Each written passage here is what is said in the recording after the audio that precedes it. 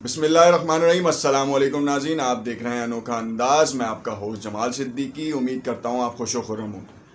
رمضان کا مہینہ چل رہا ہے، تیسرا روزہ ہے۔ اس وقت سب سے بڑی خبر جو کہ سوشل میڈیا ہو یا براڈ کاسٹ میڈیا ہو یا پرنٹ میڈیا ہو، سب پہ ایک ہی خبر جو ہے گردش کرتی نظر آ رہی ہے کہ گزشتہ 3 دنوں سے ملک میں جاری احتجاج کے بعد کیا صورتحال ہے۔ اس وقت تحریک لبیک پاکستان کے اوپر پابندی کا اطلاق ہو گیا اے ٹی سی کے تھرو، اور B11 جو شک ہے اس کے تحت اس پہ پابندی لگ چکی ہے، جس کا مطلب یہ ہے کہ یہ جماعت اب مستقبل میں الیکشنز میں بھی حصہ نہیں لے سکتی۔ ساتھ ساتھ جتنے بھی عہدیداران ہیں ان کے پاسپورٹس اور ان کی جتنی بھی نقل و حرکت ہے اس کے اوپر مانیٹرنگ رہے گی۔ مے بی پاسبل کہ گرفتاریاں بھی متوقع ہیں، اور تو اور اس جماعت کے کالعدم ہونے کے بعد اس جماعت کی تشہیر کے لیے کوئی بھی مواد اگر ٹی وی چینلز کے اوپر ہو، پرنٹ میڈیا پہ ہو یا پھر ڈیجیٹل میڈیا پہ بھی ہو، تو اس کے خلاف کارروائی کی جا سکتی ہے۔ آخر اس کی کیا حقیقت ہے؟ وزیر داخلہ نے کیوں آ کے پریس کانفرنس کی، اور آخر کیوں اس تنظیم کے اوپر جو ہے وہ پابندی لگی؟ ساتھ ساتھ سوشل میڈیا پہ کچھ لوگ حامی ہیں، کچھ لوگ مخالف ہیں، اور کچھ لوگ اس کو ایز اے نیوٹرل لے رہے ہیں، اور کیا معاملہ ہے؟ ہم اس تمام چیزوں کو، ان تمام باتوں کو اپنے اس ویلاگ میں ڈسکس کریں گے، اور ساتھ میں یہ بتائیں گے کہ آخر سعد رضوی کے حوالے سے مستقبل میں کیا فیصلہ متوقع ہو سکتا ہے۔ سب سے پہلے تو ہم آپ کو بتائیں کہ جو کالعدم تنظیمیں ہیں پاکستان میں، اس وقت 78 کالعدم تنظیمیں ہیں جن کے اوپر پابندی کا اطلاق ہو چکا ہے 1997 کے اے ٹی سی قانون کے تحت۔ اور جو تحریک لبیک پاکستان کے حوالے سے بھی جو بیان سامنے آیا ہے وہ بھی اسی قانون کے تحت ہوا ہے، اور اس میں کہا گیا ہے کہ نہ تو یہ الیکشنز میں حصہ لے سکتی ہیں، ان کے جتنے بھی دفاتر ہیں ان کو سیل کیا جائے گا، ساتھ میں اب کوئی بھی تشہیری کام نہیں ہو سکتا۔ ایک کاز جو بہت اچھا کاز تھا وہ ختم کر دیا گیا ہے، کسی کے اشارے پہ، کسی کی بات چیت پہ۔ ابھی کیا معاملہ تھا؟ یہ ایک ایسی جماعت تھی جس نے 22 لاکھ ووٹ حاصل کیے سن 2018 کے الیکشن میں، اور سن 2017 میں جب یہ فارم ہوئی ہے اس کے بعد سے اس نے ترقی کرتی رہی ہے، اور مذہبی جماعت تھی۔ مذہبی جماعت سے لوگوں کی وابستگی بہت زیادہ تھی، 5ویں بڑی جماعت تھی۔ اگر آپ دیکھیں تو 5ویں بڑی جماعت، اتنی بڑی تعداد میں ووٹ لینا کوئی آسان بات نہیں ہے۔ پورے ملک میں 550 کے قریب امیدوار اس نے کھڑے کیے تھے سن 2018 میں۔ سندھ میں 2 سیٹیں ان کے پاس آئیں، ایک دوسری سیٹ تھی جو ان کے پاس آئی ہے۔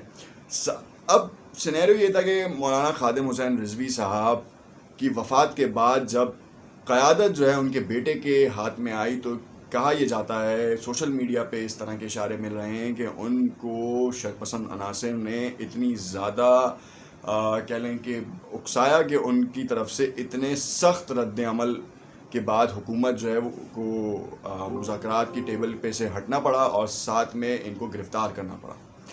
پھر اس کے بعد جو مظاہرے ہوئے، ان کی جماعت کی جانب سے کہا گیا کہ ہم پرامن مظاہرے کریں گے، مگر اس کے بعد دیکھا گیا کہ وہ مظاہرے جو ہیں وہ احتجاج اور شدت پکڑتے رہے، اور اس کے بعد سوشل میڈیا پہ ایک سے دوسری جانب، دوسری سے تیسری جانب کی جو ہے وہ تصاویر شیئر ہوتی رہیں۔ ان میں کچھ بعض شرپسند عناصر بھی تھے جنہوں نے پرانی ویڈیوز، پرانی کٹنگز کو جو ہے وہ دوبارہ شائع کیا اور اس جماعت سے منسلک کیا۔ اب سینیریو یہ ہے کہ حکومت سے آپ کسی بھی طور پر لڑ نہیں سکتے، ان کے اوپر فرنٹ پہ نہیں آ سکتے۔ حکومت ریاست ہے، ریاست کے ساتھ ٹکرانا کسی بھی طور پر قابل قبول نہیں ہے۔ ریاست کی کچھ ذمہ داریاں بھی ہیں، ریاست کے کچھ قوانین بھی ہیں۔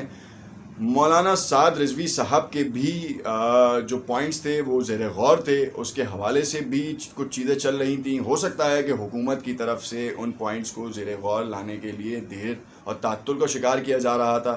20 اپریل کو جو لانگ مارچ کی تیاریوں کے حوالے سے جو بات چیت تھی، اس میں انٹیلیجنس رپورٹ کہہ لیں یا سوشل میڈیا پہ جس طرح مواد شائع کیا جا رہا تھا، اس میں کہا یہ جا رہا تھا کہ پرتشدد احتجاج ہوگا، اور جس سے بچنے کے لیے یہ کام کیا گیا ہے، اور اس کے اوپر نظر ثانی کے لیے 30 دن کا موقع بھی ہے، ان کے پاس وقت ہے، ان کے پاس وہ 30 دن جو ہے وہ اپیل کرنے کے لیے کر سکتے ہیں. ان کی جماعت کی طرف سے وزارت داخلہ کو یہ اپیل کی جا سکتی ہے کہ ایک دفعہ دوبارہ نظر ثانی کی جائے اور جو ان کی مانگ ہے خاص طور پہ فرانس کے حوالے سے وہ دوبارہ دیکھی جائے.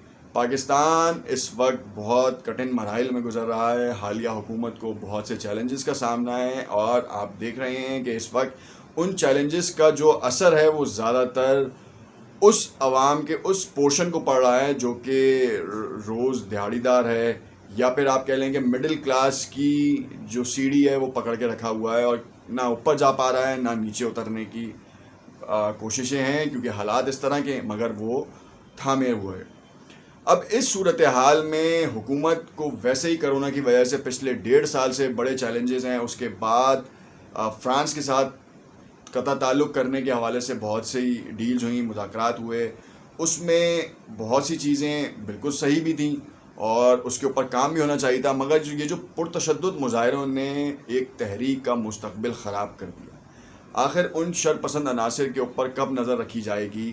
کیوں ہم اپنے اندر اور اپنے ساتھ ہونے والے ان شرپسندوں کے اوپر نظر نہیں رکھ پاتے جو کہ ہمارے اپنے ہی لوگوں کو نقصان پہنچاتے ہیں؟ اب ان مظاہروں میں نقصان کس کا ہوا؟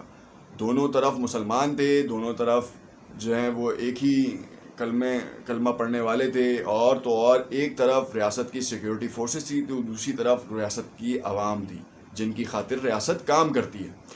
اب سینیریو یہ ہے کہ کون ذمہ داری قبول کرے گا, کس کے لیے ذمہ داری قبول کی جائے گی؟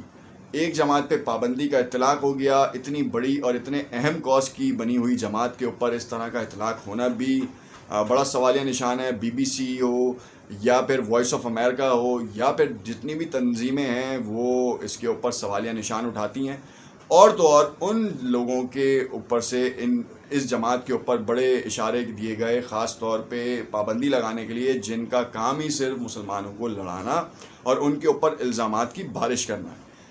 ہماری اپنی ریاست کے قانون کے حوالے سے تو ہم کوئی بات اس لیے نہیں کر سکتے کیونکہ پابندی کا اطلاق ہو گیا ہے. تشہیری مہم کے حوالے سے ہم نے آپ کو بتایا کہ اس وقت اگر آپ اس عمل کا حصہ ہیں تو خدا را اس سے بچیں. سائبر کرائم بہت ایکٹیو ہے, آپ کو اس چیز سے مشکلات کا سامنا بھی کرنا پڑ سکتا ہے اور خدا را اب کبھی بھی تبصرہ کریں تو اپنی زبان اپنے الفاظ کو بہت اچھے سے استعمال کریں. کسی کی دل آزاری سے کوئی فرق نہیں پڑتا, کسی اور کا جو نقصان ہوگا وہ آپ کا نقصان ہو جائے گا اور آپ کے چند الفاظ آپ کو کہاں سے کہاں لے جائیں گے. تو خیال یہ کریں کہ جب بھی آپ سوشل میڈیا پہ اپنے کمنٹس اپنی رائے کا اظہار کریں تو اس میں بہت زیادہ احتیاط سے کام لیں.